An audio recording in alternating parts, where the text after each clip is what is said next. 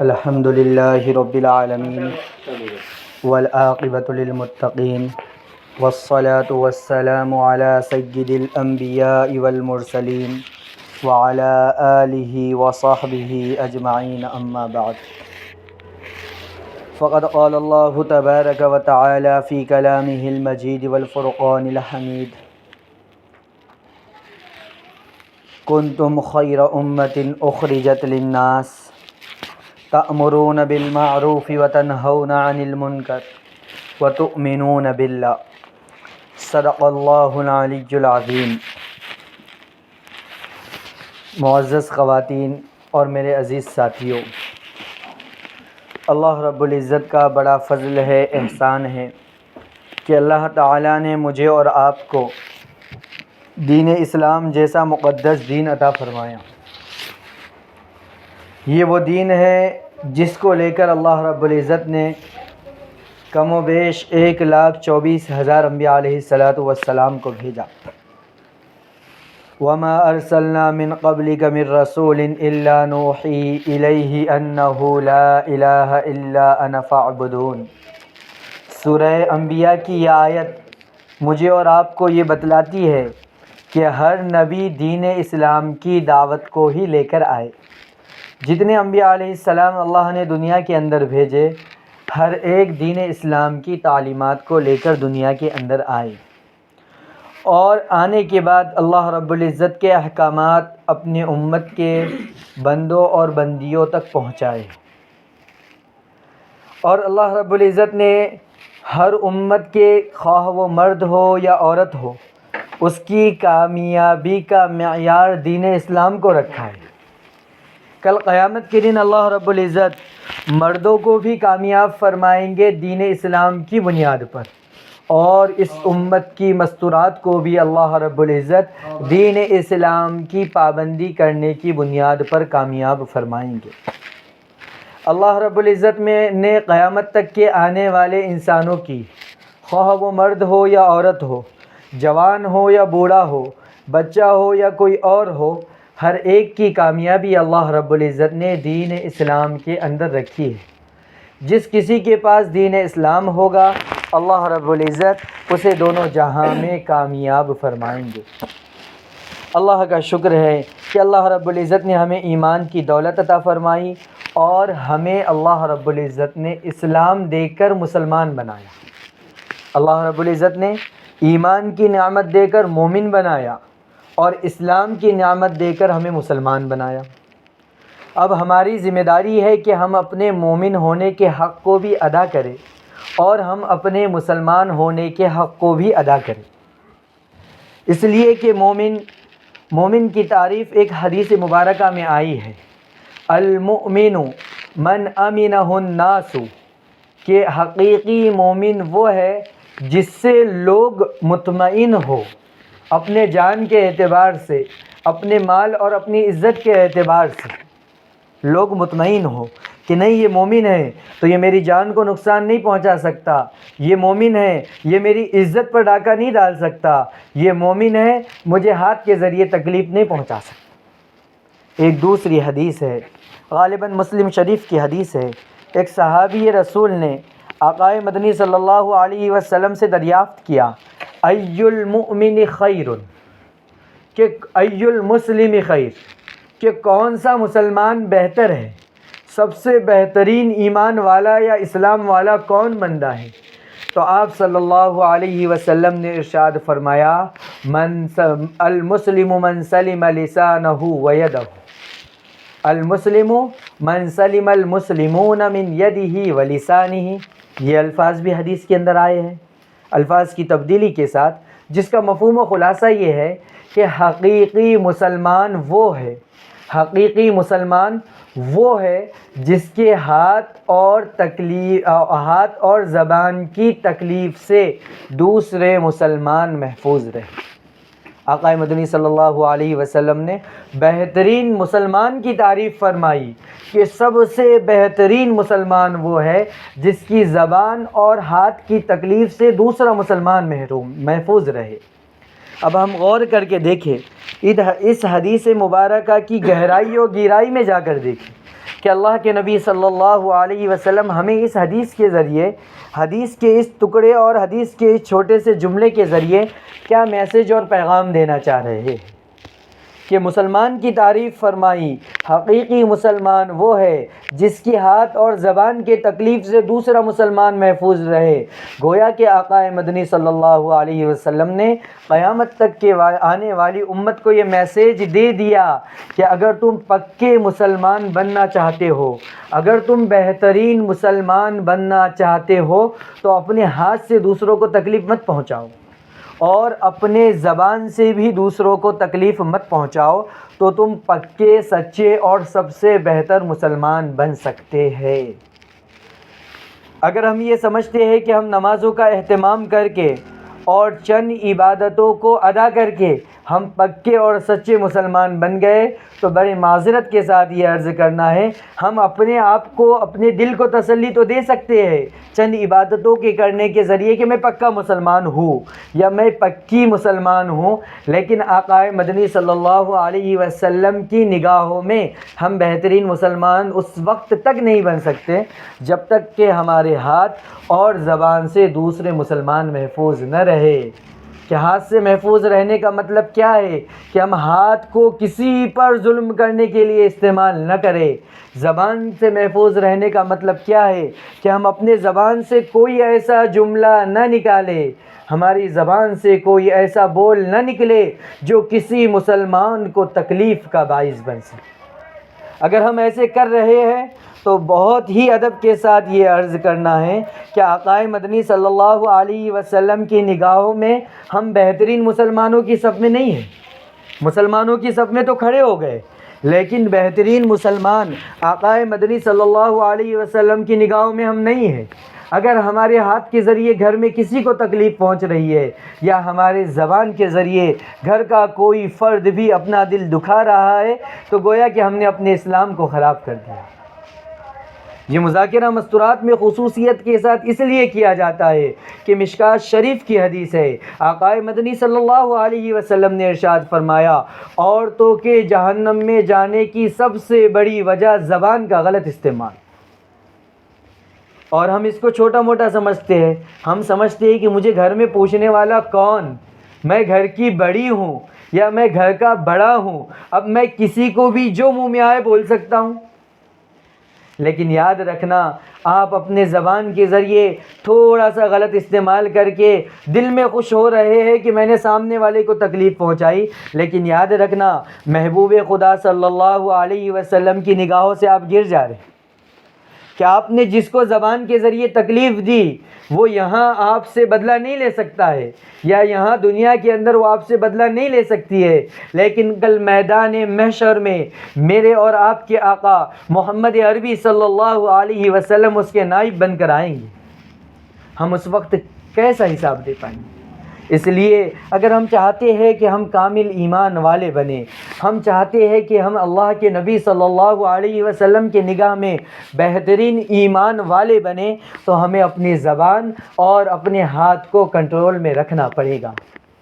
ہاں، ایک مسئلہ آتا ہے کہ والدین کو بچوں کی تربیت کے سلسلے میں تھوڑی بہت گنجائش دی جا سکتی ہے، وہ بھی ایسا نہیں کہ ہاتھ سے ایسی تکلیف نہ پہنچائے کہ جو بہت زیادہ ہو۔ شریعت میں آیا ہے کہ بچہ نماز نہیں پڑھا 7 سال کی عمر میں اس کو حکم کرو، اور نہیں پڑھتا ہے 10 سال کی عمر میں اس کو تنبیہ کے لیے مارو۔ مارنا ایسا نہ ہو کہ وہ اس کو سخت تکلیف کا باعث بنے، بس مارنا ہلکا پھلکا مار ایسا ہو کہ جو بچے کے دل میں خوف پیدا کرے اور وہ اس کو عبادت پر جوڑ دے۔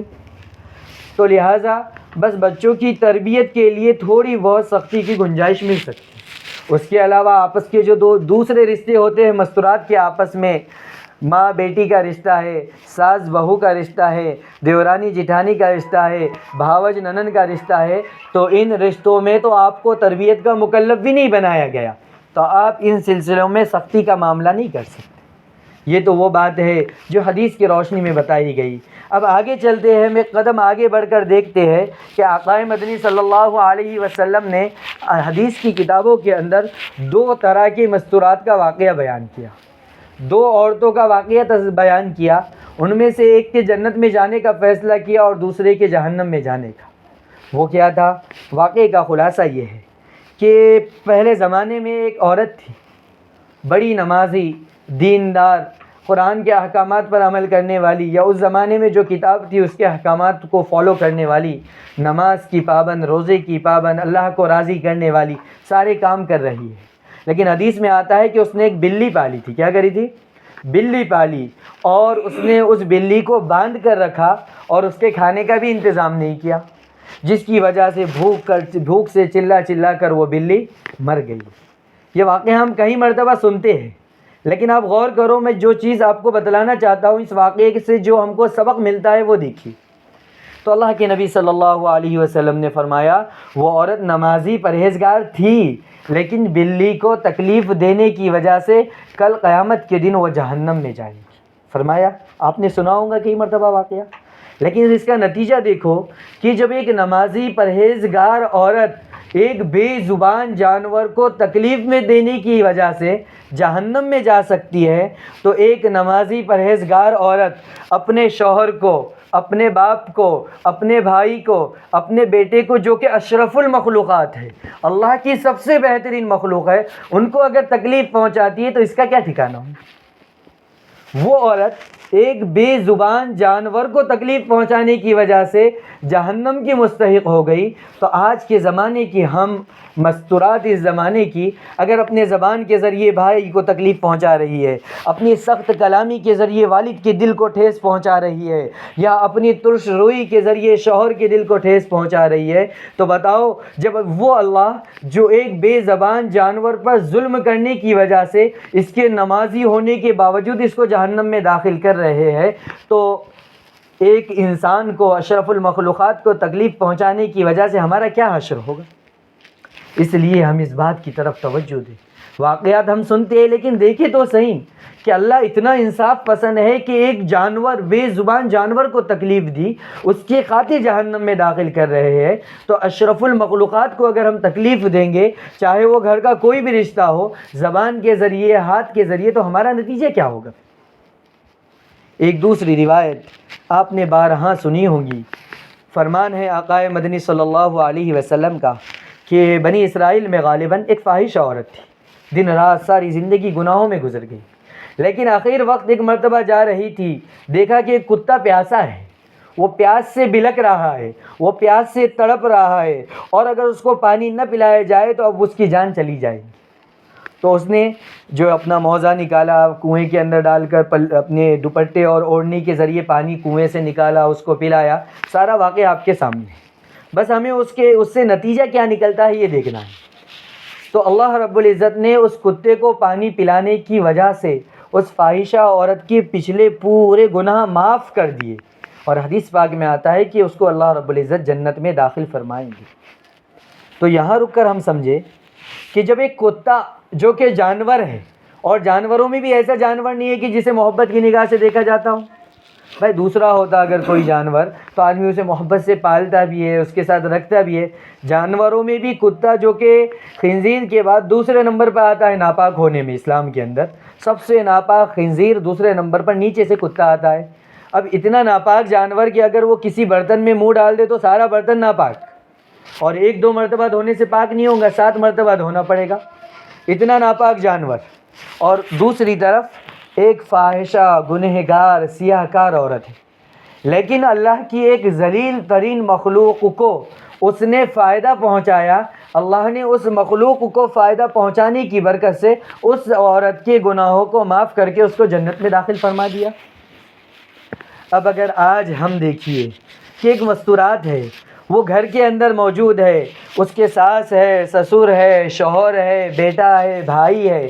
وہ ان کی خدمت نہیں کرتی ہے، انہیں تکلیف پہنچاتی ہے، تو کہا وہ اس کا وہی اشر ہوگا جو دوسری پہلی والی عورت کا ہوا تھا۔ لیکن ایک عورت ہے جو اپنے فرائض کا اہتمام کرتی ہے، 5 وقت نماز پابندی سے کرتی ہے، اور گھر میں موجود ہر فرد کی خدمت کرتی ہے،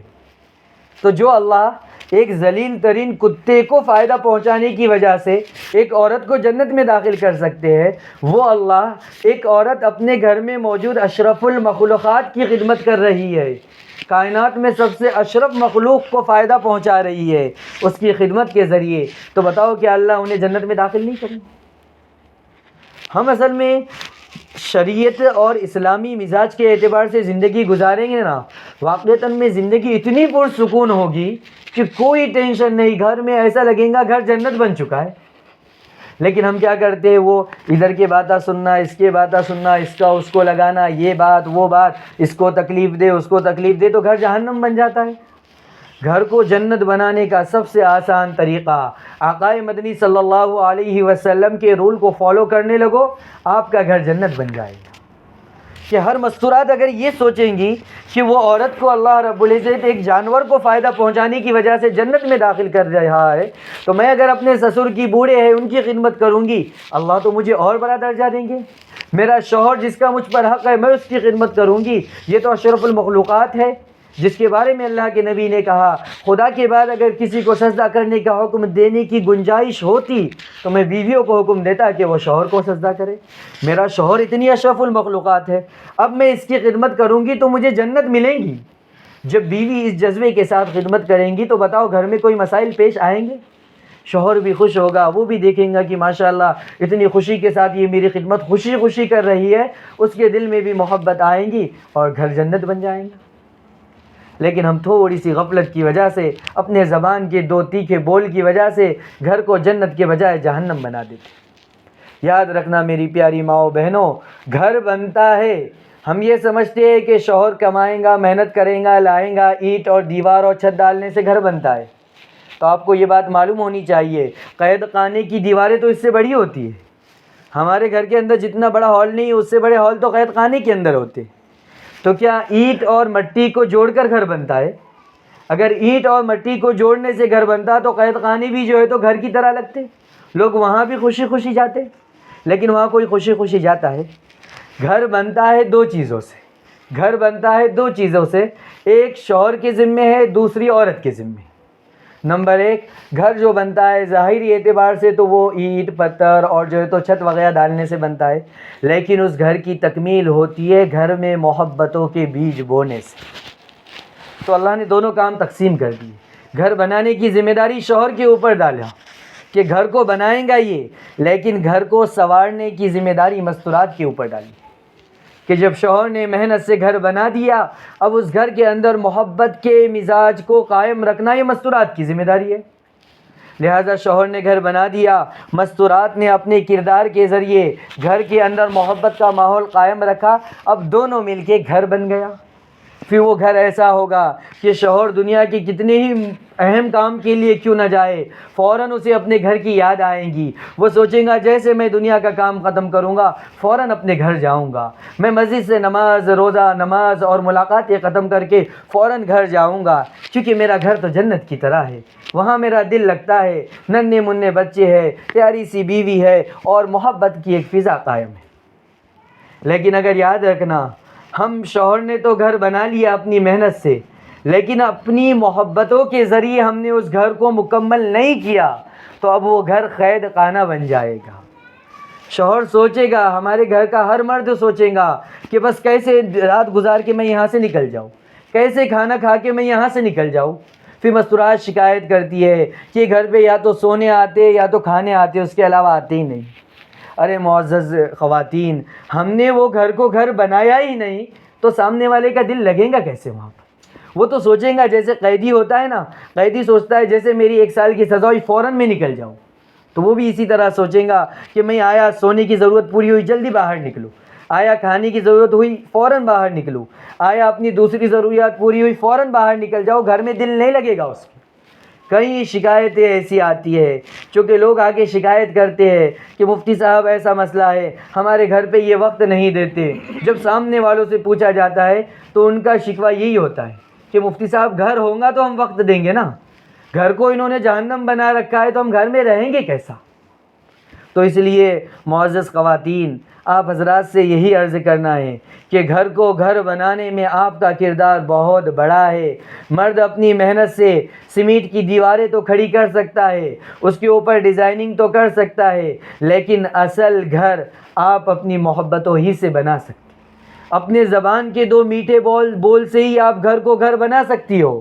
لیکن اگر شوہر نے تاج محل کی طرح بھی گھر بنا دیا اور آپ کی زبان پر لگام نہیں ہے، آپ کی زبان سے سخت جملے نکلتے ہیں، آپ کو اپنی زبان پر قابو نہیں ہے، تو یاد رکھنا اگر وہ گھر تاج محل سے بھی زیادہ خوبصورت ہوگا تو شوہر کا اور آپ کے بچوں کا گھر میں دل نہیں لگے گا،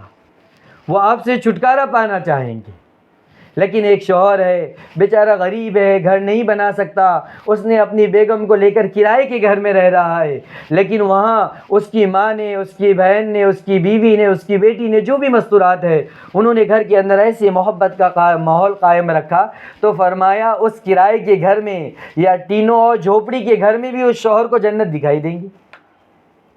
کیونکہ گھر کا ماحول خوشیوں والا ہے، گھر کا ماحول اطمینان والا ہے۔ اور خاص بات آج کے مذاکرے کا یہ ٹاپک اس لیے ہے کیونکہ آگے کچھ اور بات بتانی ہے، تو خیر گھر جب جنت بنیں گی، گھر جب ہمارے جنت بنیں گے، سب سے بڑا فائدہ یہ ہوگا کہ اللہ رب العزت کی عبادت کی توفیق نصیب ہوگی۔ اصل یہ بات بتانی مقصد کہ شوہر نے گھر بنا دیا یا جیسا ٹوٹا پھوٹا گھر ہے، کرائے کا ہے، جو بھی ہے، لیکن گھر کی مستورات نے اپنی محبت کے ذریعے اس گھر کو مکمل کیا، اس گھر کو جنت کی طرح بنا دیا، تو اب گھر کے ہر فرد کو عبادت کرنے میں مزہ آئے گا۔ مثلا ایک شوہر ہے، اس کے گھر میں سب اطمینان سے ہے، کوئی پریشانی نہیں، کوئی جھگڑا نہیں، ساس بہو کا مسئلہ نہیں، دیورانی جیٹھانی کا مسئلہ نہیں، ننند بھاوج کا مسئلہ نہیں۔ اب بتاؤ جب وہ نماز کے لیے جائیں گا تو اطمینان سے نماز نہیں پڑھے گا؟ اطمینان کے ساتھ نماز پڑھے گا۔ کسی اور دینی خدمت میں جائیں گا تو اطمینان سے نہیں کرے گا۔ چلو دنیا کمانے کے لیے جائیں گا تو اطمینان سے نہیں کمائیں گا، اطمینان کے ساتھ وہ دنیا بھی کمائیں گا، عبادتیں بھی کریں گا، آخرت بھی کمائیں گا، دنیا میں بھی کامیاب ہوگا، آخرت میں بھی کامیاب ہوگا، دنیا میں بھی عزت دولت ملیں گی اس کو اور آخرت کی ہمیشہ کی کامیابی۔ لیکن اگر گھر جہنم بنا ہوا ہے، یہ گیا مسجد کے اندر دو جان پر اللہ اکبر کہہ کر رکعت باندھ لی، لیکن ذہن میں وہی خیال، ارے میری والدہ نے مجھے فلاں بات کہی تھی، میری والدہ نے میری بیوی سے یہ سخت جملہ کہا تھا، میری بیوی نے میری والدہ کو سخت کلامی کی تھی، دیورانی جٹھانیوں نے آپس میں یہ جھگڑے کیے تھے، یہ خیالات اس کے نماز میں ہوں گے تو بتاؤ نماز میں یکسوئی آئیں گی؟ جب نماز میں یکسوئی نہیں ہے تو اب بتاؤ اللہ روزی کا دروازہ کھولیں گے؟ کیونکہ حدیث میں آتا ہے نا، جو نماز پڑھتا ہے پابندی سے اللہ روزی کا دروازہ کھول دیتے ہیں۔ اب اگر ہمارے گھر کا فرد ہمارے جھگڑوں کی وجہ سے، ہماری سخت کلامی کی وجہ سے نماز یکسوئی کے ساتھ نہیں پڑھ رہا، ہمارے گھر پہ روزی کا دروازہ کھلنے والا ہے نہیں۔ اگرچہ نماز پڑھی جا رہی ہے لیکن گھر میں سکون نہ ہونے کی وجہ سے اطمینان کے ساتھ نماز نہیں پڑھ رہا ہے۔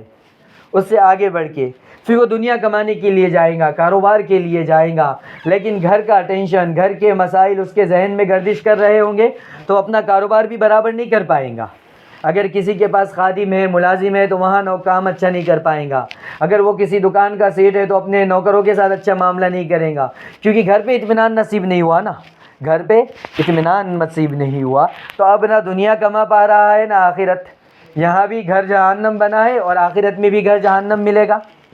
تو بتاؤ ہم اپنے تھوڑی سی اپنی سخت کلامی کی وجہ سے اپنے گھر کے ہر فرد کو دنیا میں بھی جہنم میں رکھ رہے، کیونکہ گھر میں نفرت ہے تو وہ گھر جہنم، اور آخرت کی بھی جہنم میں ڈھکل دے رہے۔ لیکن اگر ہم تھوڑا سا اپنے زبان پر قابو رکھ کر، واقعتاً میں زبان ایسی چیز ہے، اللہ مجھے آپ کو اس کے شر سے بچائے، ہم زبان پر قابو نہیں رکھ کے گھر کو جہنم بنا رہے خود بھی، حالانکہ ایسے نہیں کہ مستورات سکون سے رہتی ہے، ایسے مسائل ہو تو وہ بھی ٹینشن کے ساتھ زندگی گزارتی ہے، عبادت میں ان کے بھی دل نہیں لگتا۔ تو گویا کہ ہم اپنی زبان کا غلط استعمال کر کے اپنے دنیا کے گھر کو بھی جہنم بنا رہے اور عبادتوں میں غفلت کے ذریعے آخرت میں بھی اپنی جہنم پکی کر لے رہے، اپنی بھی، اپنے شوہر کی بھی، اپنے والد کی، اپنے بیٹوں کی، اپنے سب کچھ۔ اور اگر کوئی پاک باز خاتون، اگر کوئی اللہ کی بندی، اگر کوئی اسلام کی مقدس شہزادی بس یہ سوچ کر اپنے زبان پر کنٹرول کر لیتی ہے کہ نہیں مجھے اپنے گھر کو جنت بنانا ہے، مجھے اپنے گھر کو جنت کے نظیر بنانا ہے، تو اس کے نتیجے میں اس کے سب گھر والوں کو اطمینان ملے گا، چین سکون کے ساتھ وہ یہاں بھی جنت کے مزے لیں گے اور آخرت میں بھی اللہ رب العزت انہیں جنت میں داخل فرمائیں گے۔ تو دیکھیے بات یہ چل رہی تھی کہ اللہ کے نبی صلی اللہ علیہ وسلم نے جو فرمایا ہے کہ المسلم من سلم المسلمون من لسانہ و یدہ، کہ حقیقی مسلمان وہ ہے جس کے ہاتھ اور زبان کے تکلیف سے دوسرے مسلمان محفوظ رہے۔ اب اتنی تشریح کرنے کے بعد آپ کو سمجھ میں آیا ہوگا کہ اللہ کے نبی نے کیوں کہا کہ سب سے بہترین مسلمان وہ ہے جس کے زبان اور ہاتھ سے دوسرے مسلمان محفوظ رہے۔ یہ کہانی ہے اس کے پیچھے، یہ اتنا بڑا واقعہ ہے اس کے پیچھے کہ ایک زبان کے غلط استعمال کی وجہ سے انسان کی دنیا بھی جہنم اور آخرت بھی جہنم بنتی ہے۔ اس لیے اگر ہم چاہتے ہیں کہ ہمارا گھرانہ دیندار بنے، ہماری یہ خواہش ہے کہ ہم دنیا میں بھی جنت کے مزے حاصل کریں اور قیامت کے دن بھی جنت کے مزے حاصل کریں، تو بس ایک بات ہے، اپنی زبان کو کھولنے سے پہلے ایک بار سوچ لیا کرو، بس کہ اپنی زبان کے اوپر بریک لگا کر رکھو۔ زبان پر بولنے سے پہلے ایک بار سوچ لیا کرو، میں کیا کہہ رہی ہوں، میں کیا بول رہا ہوں یا میں کیا بول رہی ہوں۔ ایک مرتبہ سوچو، اس کے بعد بولو، اور اس پر عمل کر کے دیکھو، 1 مہینہ 2 مہینے عمل کر کے دیکھو۔ اگر آپ کو دنیا میں جنت کے مزے نہیں آئے تو پھر پیسے واپس، ٹھیک ہے، کہ اس پر عمل تو کر کے دیکھو نا آپ۔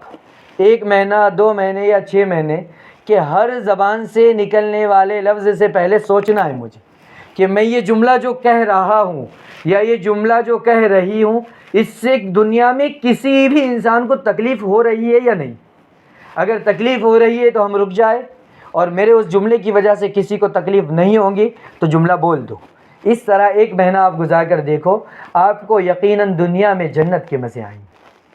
عبادتوں کے اندر اہتمام نصیب ہوگا، ایک سوئی نصیب ہوگی، کیونکہ ہم فالتو باتوں میں پڑ رہے ہی نہیں نا، کوئی فالتو بات ہمارے زبان سے نکل رہی نہیں۔ اپنا کام کیا، گھر میں جو خدمت ہے، شوہر کی، والد کی، بھائی کی، سسر کی، جس کی بھی خدمت ہے، جو کرنا ہے ہم نے کر لیا، اپنی خاندانی زندگی سے فارغ ہوئے۔ اس کے علاوہ جو وقت بچا، یا تو اللہ اللہ کا ذکر کر رہے ہیں، یا قرآن پڑھ رہے ہیں، یا نماز پڑھ رہے ہیں۔ بتاؤ کوئی مسئلے پیش آئیں گے؟ ہاں، گھر میں بیٹھی بھی ہے، چلو ہم اپنے گھر کی مستورات مل کر بیٹھی ہے بات کرنے، لیکن ہر ایک بولنے سے پہلے سوچ رہی ہے کہ میرے زبان سے جو لفظ نکل رہا ہے اس سے کسی کو تکلیف ہو رہی کیا نہیں۔ تو اگر آپ باتیں بھی کرو گی تو وہ خیر کی ہی باتیں ہوں گی، ظاہر سی بات ہے، کسی کو تکلیف نہیں پہنچانا ہے، کسی کی غیبت نہیں کرنا ہے، تو کون سی باتیں نکلیں گی؟ نماز، روزہ، صفات کا مذاکرہ، ایمان و یقین کی باتیں ہوگی۔ تو اس لیے بہت ہی درد کے ساتھ اور بہت ہی محبت کے ساتھ التجا کی جاتی ہے۔ ایسا نہیں کہ آپ مخاطب ہے، یہاں پر بیٹھے ہوئے مرد حضرات بھی، ہر ایک، میں خود اس کا مخاطب ہوں کہ اللہ مجھے بھی آپ کو بھی توفیق دے کہ ہم اپنے زبان کو صحیح استعمال کریں۔ زبان کا غلط استعمال کرنے سے اللہ رب العزت مجھے اور آپ کو بچائے، کیونکہ ایک حدیث میں آتا ہے نا، منتخب میں غالباً حضرت مولانا یوسف صاحب نور اللہ مرقدہ نے اس حدیث کا ذکر کیا۔ فرمایا کہ ایک صحابی نے پوچھا کہ اللہ کے رسول، یہ جو زبان ہے، یہ زبان کے ذریعے بھی کوئی جہنم میں جائے گا؟ چھوٹی سی چیز ہے یہ، اس کے ذریعے کوئی جہنم میں داخل ہوگا؟ اللہ کے نبی صلی اللہ علیہ وسلم نے ارشاد فرمایا، جہنم میں جانے والوں کی زیادہ تعداد زبان کے غلط استعمال کرنے والوں کی ہی ہو۔ اس لیے ہمیں اللہ نے مکلف بھی بنایا ہے اس بات کا کہ اگر ہم چاہتے ہیں بہترین مسلمان بنے اور ہم جنت میں بھی داخل ہو، گھر میں، دنیا کے اندر بھی جنت کے مزے لے، آخرت میں ہمیشہ ہمیشہ کی جنت میں ہم بھی، ہمارے شوہر، ہمارے گھر کا ہر فرد داخل ہو، ہمیں اپنی زبان کو لگام دینا پڑے گا، ورنہ عزیز بہنوں، ایک بہن کے زبان کے غلط استعمال کی وجہ سے خاندان کے خاندان تباہ ہو جاتے ہیں، دنیا میں بھی ہلاک ہو جاتے ہیں، اور آخرت میں بھی جہنم میں جانے کا سبب بنتے ہیں۔ اس لیے کم سے کم ہم یہ تو کریں کہ زبان کھولنے سے پہلے یہ سوچیں کہ بھائی میرے زبان کھولنے کی وجہ سے کہیں میرے والد جہنم میں نہ چلے جائیں، میرے زبان کے غلط استعمال کرنے کی وجہ سے کہیں میری اولاد جہنم میں نہ چلی جائے۔ کیونکہ خاص طور پر عزیزو، ایک آخری بات بتا کر اپنی بات ختم کرتا ہوں، وہ یہ مسئلہ ہے، جہاں اپنی اولاد کا مسئلہ آتا ہے وہاں بہت نازک اور احتیاط کے ساتھ زبان استعمال کرنا چاہیے۔ اکثر مائیں بے توجہی کے ساتھ، غفلت کے ساتھ اگر بچے سے کوئی غلطی ہوتی ہے تو ایسی خطرناک بد دعائیں انہیں دے دیتی ہے، اور بعد میں کہتی ہے کہ ارے دل میں کچھ نہیں ہے، زبان سے کہہ دیا میں نے۔ لیکن یاد رکھنا، اللہ رب العزت کے پاس ماں باپ کی دعائیں چاہے وہ زبان سے ہی کیوں نہ نکلے، فوراً قبول ہو جاتی ہے۔ اگر ہم نے جذبات میں آ کر بچے ہیں، نادانی میں کوئی غفلت کر دیے، جذبات سے آ کر ہم نے زبان کو حرکت دی، دل میں کچھ بھی نہیں تھا، تیرا بیڑا غارت ہو، تو ہلاک ہو، مرو، تیری دنیا بھی غارت ہو، تیری آخرت بھی غارت ہو۔ اللہ معاف کرے، ماؤں کی زبان سے ایسے جملے نکلتے ہیں۔ یاد رکھنا وہ بچے نے نادانی کے ساتھ وہ عمل کیا ہوگا، لیکن ہم نے زبان سے یہ کہا، ہمارے دل میں واقعتاً میں کچھ نہیں ہے، دل میں بچے کی محبت ہے، لیکن ہو سکتا ہے کہ اللہ رب العزت والدہ کی زبان سے نکلی ہوئی اس بد دعا کو قبول کر لے، پھر ہمارے بیٹے کا کچھ دنیا میں نقصان ہوتا ہے، آخرت میں نقصان ہوتا ہے، تو پھر ہم روتے پھرتے کہ اللہ نے اس کا ایسا کیسے کر دیا، حالانکہ ہمیں یاد نہیں ہوتا ہے کہ کبھی ہمارے ہی زبان سے یہ بد دعا نکلی تھی۔ ماں باپ کی دعا میں بھی اور بد دعا میں بھی بہت تاثیر ہے، بہت زیادہ تاثیر ہے، اس لیے کچھ بھی ہو جائے اپنے بچوں کے لیے جذبات سے بھی بد دعا نہیں نکالنی چاہیے۔ ایک واقعہ بتا کر اپنی بات ختم کروں۔ قاری سدیس کا نام ہر ایک نے سنا ہوگا کہ مسجد حرام کے امام رہے ہیں، دنیا کے سب سے مقدس جگہ پر انہوں نے امامت کی ہے۔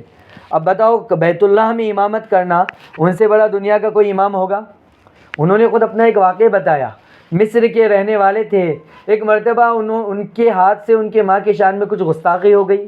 ماں کے ساتھ کچھ سختی کا معاملہ کر دیا ہوگا بچپن میں، تو ماں تکلیف میں آ کر اس کی زبان سے ایک جملہ نکلا کہ جا بیٹا اللہ تجھے کعبے کا امام بنا دے۔ تو واقعتاً میں دنیا نے دیکھا کہ اللہ رب العزت نے اس ماں کی تکلیف کے وقت نکلی ہوئی دعا کو قبول کیا اور انہیں مکہ مکرمہ کا امام بنا دیا۔ تو ہمیں یہ مزاج بنانا چاہیے، اگر ہم تکلیف کے اندر ہے اس وقت بھی ہماری زبان سے بد دعا نہیں نکلنی چاہیے۔ تو آج کے سارے بیان کا خلاصہ یہی ہے، اپنے ہاتھ کی حفاظت، اپنے زبان کی حفاظت۔ ہاتھ کی حفاظت تو الحمدللہ مستورات کی ہو جاتی ہے کہ ہاتھ کے ذریعے وہ تکلیف بہت کم پہنچاتی ہے، لیکن زبان کے ذریعے تکلیف پہنچانے سے ہم دوسروں کو تکلیف پہنچانے سے حفاظت کریں، تاکہ آقائے مدنی صلی اللہ علیہ وسلم کی نگاہ میں ہم ایک بہترین مسلمان بن سکے، تاکہ اللہ کے نبی کی نگاہوں میں ہماری عزت بڑھ سکے۔ اور اس کے لیے بھی عملی مشق کرنا پڑے گا۔ دنیا کے اندر کوئی بھی چیز فری میں ملتی کیا؟ نہیں ملتی۔ اب زبان کا صحیح استعمال سیکھنا ہے تو اس کے لیے اللہ کے راستے میں نکلنا پڑے گا، کیونکہ جب بندہ یا بندی اللہ کے راستے میں نکلیں گے تو وہاں پر وہ غلط بات کرتے کیا؟ اللہ کے راستے میں نکلنے کے بعد برائی کسی کی کرتے کیا؟ وہاں جا کر جو ہے تو زبان کو لگام لگا دیا جاتا ہے، چاہے وہ 3 دن ہو، 10 دن ہو، چلہ ہو، یا پھر جو ہے تو بیرون 2 ماہ ہو۔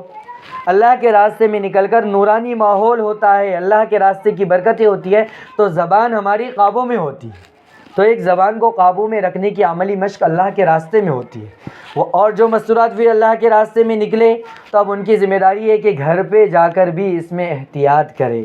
اور ہر ایک یہ عزم کرے کہ انشاءاللہ سب سے پہلے ہم اللہ کے راستے میں نکل کر اپنی زبان کو صحیح جگہ استعمال کرنے کی کوشش کریں۔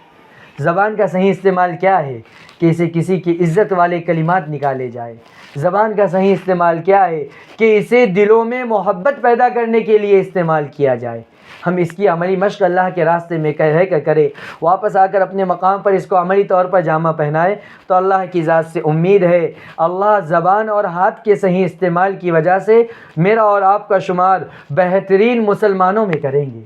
ہم پھر ایسے مسلمان بنیں گے کہ کل قیامت کے دن آقائے مدنی صلی اللہ علیہ وسلم ہمیں دیکھ کر محبت سے جھوم اٹھیں گے کہ ہائے ہائے میرا یہ امتی آیا ہے جس نے اپنے ہاتھ اور زبان سے کبھی کسی کو تکلیف نہیں پہنچائی، تو میرا نبی جھوم اٹھے گا خوشی کے ساتھ۔ تو اس کے لیے ہمیں بہت آسان سودا ہے، تو سب ارادہ کرتے ہیں انشاءاللہ کہ ہماری زبان اور ہاتھ جب کبھی اٹھے حق کے پھیلانے کے لیے،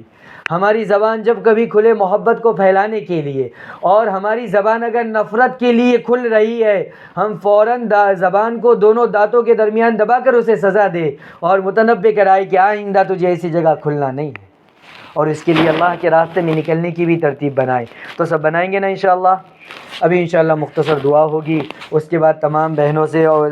درخواست کی جاتی ہے کہ حلقے لگا کر تشکیل کرے، اور تشکیل کے اندر اپنے اپنے ناموں کا اظہار کرے، اور یہاں سے 7 تاریخ سے الحمدللہ نقد ابھی جماعت تیار ہے، تو اس میں بھی کوئی ساتھی تیار ہو تو آپ جو ہے تو اپنی طرف سے تیار کر کے اس کا نام پیش کر لیں، اور اس کے علاوہ مستورات کی بھی سہ روزہ جماعتوں کے آپ نام پیش کریں انشاءاللہ، تو اس کو مشورے میں لے کے کوئی تاریخ متعین کی جائیں گی سہ روزہ جماعت کی، اور جن مستورات کے سہ روزہ لگ چکے ہیں وہ اپنے عشرے کی ترتیب ابھی سے بنائیں یہاں اگر مکمل ترتیب نہیں بن رہی ہے تو کہیں اور بھی جڑ سکتے ہیں، لیکن اپنی ترتیب ہمیں بنانا ہے۔ اور عشرہ جن کا لگ چکا ہے الحمدللہ وہ چلے کی ترتیب بنا لے، جن کا الحمدللہ چلہ اور 2 چلے جو بھی ہو چکے ہیں وہ بیرون کی بھی ترتیب بنا لے، حلقے لگا کر فوراً جو ہے تو تشکیل کرے۔ درود شریف پڑھ لیں۔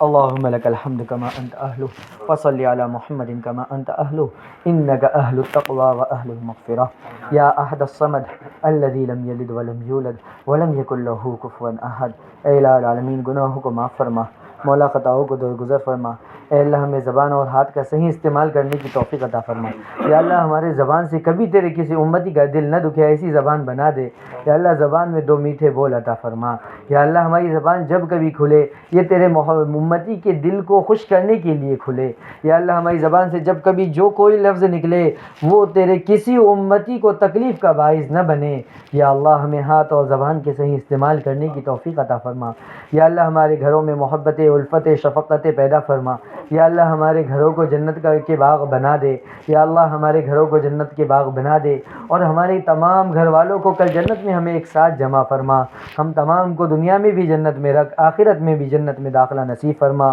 یا اللہ دیر کے لیے دور کے لیے نکلنے کی توفیق عطا فرما۔ یا اللہ ہمارے گھر میں ہر ایک کو، چھوٹے بڑے کو، جو بالغ ہے، ہر ایک کو تیرے راستے میں نکلنے کی توفیق عطا فرما۔ یا اللہ ہمیں ہماری نسلوں کو تیرے دین کی خدمت کے لیے قبول فرما۔ یا اللہ ہمیں ہماری نسلوں کو موت تک کے تیرے دین کی خدمت کے لیے قبول فرما۔ یا اللہ ہمیں یا ہماری نسلوں میں ایسے افراد پیدا فرما جو امام مہدی علیہ السلام کے لشکر میں ہوں گے۔ یا اللہ ہمیں اور ہماری نسلوں کے ایسے لوگوں کے ساتھ شامل ہونے سے حفاظت فرما جو باطل پر ہے، جو ظلم و زیادتی کرتے ہیں۔ آقا مدنی صلی اللہ علیہ وسلم کے صدقے و طفیل ہماری دعاؤں کو قبول فرما۔ یا رب صلی وسلم دائما علی حبیبک خیر الخلق کلہم اجمعین۔ سبحان ربک رب العزت عما یصفون وسلام علی المرسلین والحمد للہ رب العالمین۔